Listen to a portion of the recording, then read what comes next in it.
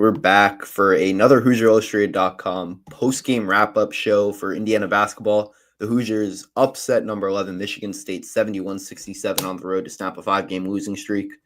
A lot going on from this one. We're going to have probably not going to be the longest wrap-up because we're going to have a full podcast. We're going to record that tomorrow night and have that probably out either tomorrow night or Thursday morning. So it might not be the longest wrap-up, but Kyler and I here to, react to the upset win. Kyler, I guess your initial reaction. Didn't expect this one, right? I think we woke up and it was just like, Indiana really, even though there was times over the last few weeks that, you kind of lost hope on this team or whatever. And, they obviously fought against Michigan at home the other night and everything. But going into this game, you didn't expect them to go on the road and beat Michigan State, who's arguably the best team in the Big Ten, a team that has not lost at home at all this season. But that just goes to show you that anybody can beat anybody on any given night in this conference. And Indiana proved that tonight. They came in. Michigan State started off hot. They started off a little hot. And then I think Indiana, once you went to that zone and you started running with the two big lineup of Renew and Ballo, things changed because the script that Michigan State had was completely torn up right in front of their face. Indiana slowed down their offense. Meanwhile, Indiana was also getting really good looks, and they were just feeding the post. They were using that to their strength tonight, and it just changed the game. And things got close in the second half. You knew that Michigan State was going to adjust a little bit, but they didn't adjust enough to where they can, get past Indiana. I don't think, if I can remember correctly, I don't think Michigan State led at all in the second half. Nope. If I can remember. So Indiana did a really good job. I'll give the coaching staff a lot of credit. Whoever suggested to go zone, whether that's Mike Woodson, whether that's a player, whether that's anybody that suggested that worked. And that was great because Michigan State is not a good three-point shooting team. I think coming into this game, they were only around 29% as a team total. So that's not good at all. But major credit to Indiana. And they played a great game. They played a great game, and they battled, and they got a much-needed win to kind of give them hopefully a little bit more momentum going into this final stretch of 6 games. Yeah, I mean, they won ugly. They did what they had to do, and this is what we've been saying all year for this team. This is like what they need to do, find ways to win games. And, it's a huge win, obviously. Snap a 5-game losing streak. I think a little bit, Woodson's probably pretty happy that Bob Knight's record isn't going to be broken against Indiana too. So a little double there, but I can't help but say it's really, when you look at this team, it's like, what if? It's going to be a lot of what ifs, because I think, Kyler, you and I texted about it. I'm going to pull up the text just so I have the games in front of me. But Northwestern, you led at the half. Maryland, you needed one stop. Purdue, you needed one stop. Michigan, you had chances to win that game. You win those 4 games.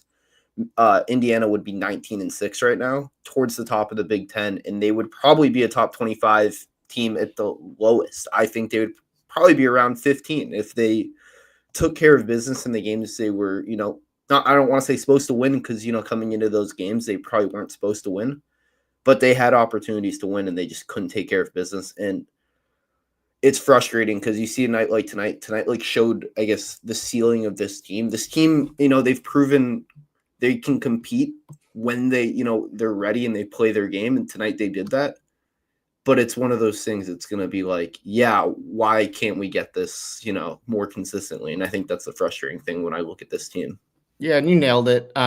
This season's probably going to be looked back, especially if they don't make the NCAA tournament, which right now they're still a bubble team. Yeah. Like, this is a great win and everything. It gets them on the right track to get out of that bubble, or at least on the right side of the bubble. But you're going to look back at this season and be like, man, what if, right? And it's comes down to 1 or 2 possessions. It comes down to not being prepared. It comes down to a lot of things with this Indiana team, which has ultimately led to Mike Woodson not coming back next year, regardless of what happened, behind the scenes or whatever. But focusing on this game, I mean, what's great about this is that I would say for the last 2 halves, or the last 3 halves of basketball that we've seen of Indiana, the first half of the Michigan game to the side, this team has not given up, even though with all the controversy going around the program, all the news that led, with Mike Woodson announcing that he's going to step down and all this stuff. 1 or 2 things could have happened with this team. One, they could have folded. They could have just rolled over and just not given up and say, hey, chalk it up as a loss of the season, but they're battling, man. Every single one of them are battling. And, I was pretty harsh on Miles Rice that last game, that Michigan game. I thought he had a pathetic performance. He bounced back tonight. He came off the bench. Him and Malik Renew both came off the bench, and they provided really good minutes, and they were arguably, two of Indiana's top 3 players in this game. Miles Rice took care of the ball. He had some clutch free throws down the stretch. Mackenzie Mbako, who was pretty quiet scoring tonight, hit some clutch free throws. And Malik Renew, man, he's back to full form, man. And they just gave him the ball, and he did his thing in the post, and he got them buckets when they needed to do. So I credit to this team. I really do, because like I said, they could have folded. They could have just gave up on this season. It is what it is. We can just all go our separate ways, blah, blah, blah. But they're playing for Mike Woodson, man. And it shows you that they really do care about playing for Mike Woodson. That is their coach. So heck of a win, man. Really, really just impressive win. It's a win in the Big Ten. It may end up being one of the best wins in the entire Big Ten slate when we look back at this season. But give major credit to this team for figuring out a way to get it done on the road.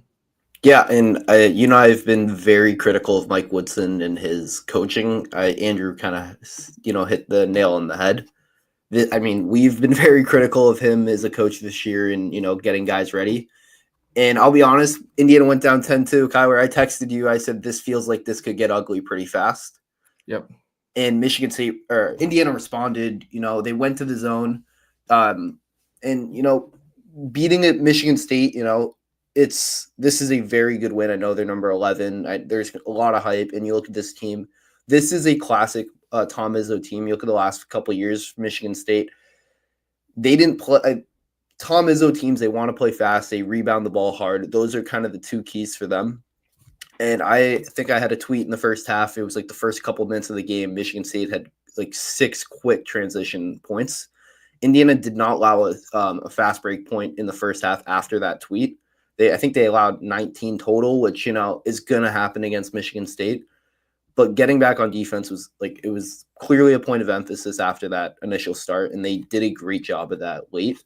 And, they lost the rebounding battle, but they kept it competitive. Yeah. Oh, they did. Wow. Yeah. I haven't looked at the stats, obviously, and stuff, but, considering the fact that Ballo and Renew both had a double-double tonight, that's actually really shocking me. What was the final rebound count? 36-31. Michigan State also 12 offensive rebounds to 7. That was kind of the big difference, the offensive boards. Yeah. And you also, when it was getting down the stretch, I think everybody that was watching this game that have been covering Indiana or that are Indiana fans and stuff, you're kind of waiting. Okay, what's going to go wrong? What's going to go wrong with this stretch? When Indiana especially started fouling up 3 and stuff, it's like, okay, they're going to hit their both free throws. Michigan State's going to get a steal. And they're going to figure out a way to win. But, just credit. I think Indiana, the players just stepped up, and they hit some clutch shots. Miles Rice, when he hit that front end of that 1-and-1, it was a little nerve-wracking. But I do love watching Mackenzie Mbako when he gets to the line, because he's got that stone-cold face. He's just laser-focused. So, I'll give credit for this team, because they didn't play a perfect game by any stretch of the means or whatever, but they just fought, man, and they figured out a way to get it done. And, that zone worked, going to the bigs worked, and I thought the guards played a pretty good game as well.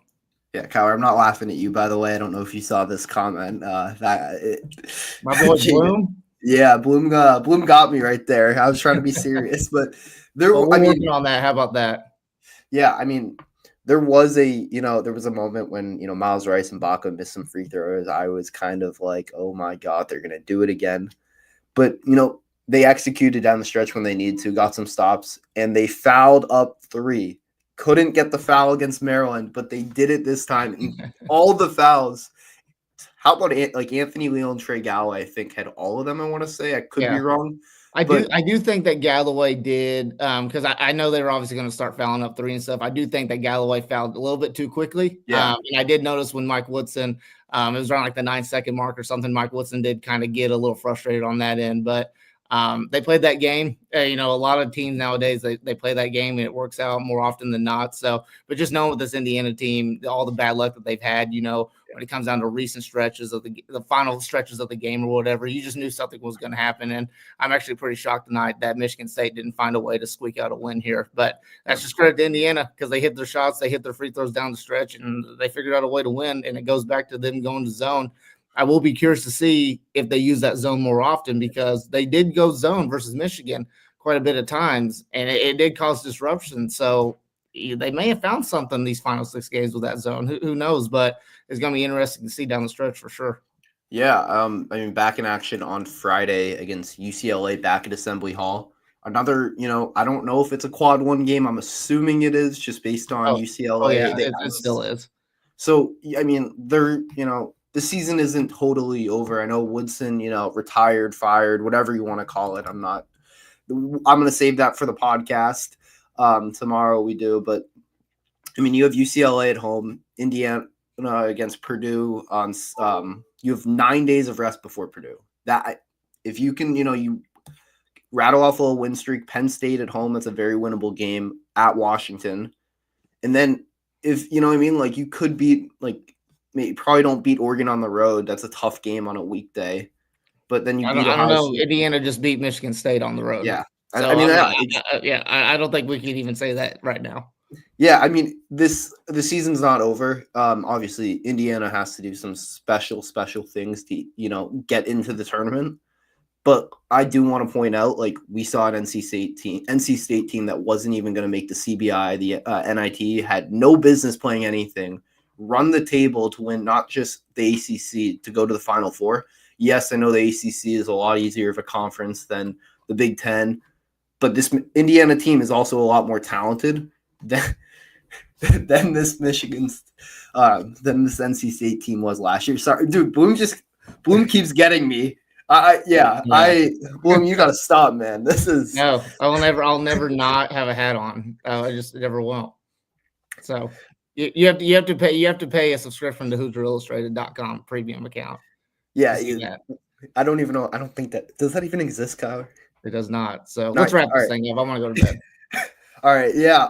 So we're gonna have a full podcast tomorrow. Probably gonna be out Thursday morning. We're gonna talk all things Mike Woodson. Probably talk a little bit about this. I know you and me will definitely be on it.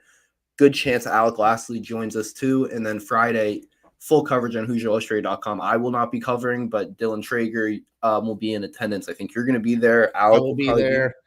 Alex should be there. Yeah, but we got the whole crew except for Drew because he doesn't feel like watching Friday night basketball.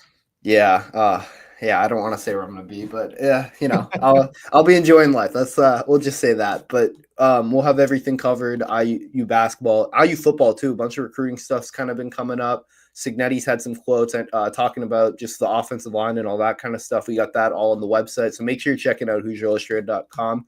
If you're not already subscribed to our YouTube, please do, guys. It means so much. It helps us a lot, and you get to see all the content. Press conferences, all you could really need from Indiana sports. We got you covered. So make sure to subscribe and make sure you're checking out HoosierIllustrated.com. This has been the Hoosier Illustrated Postgame Wrap-Up. Thanks for watching.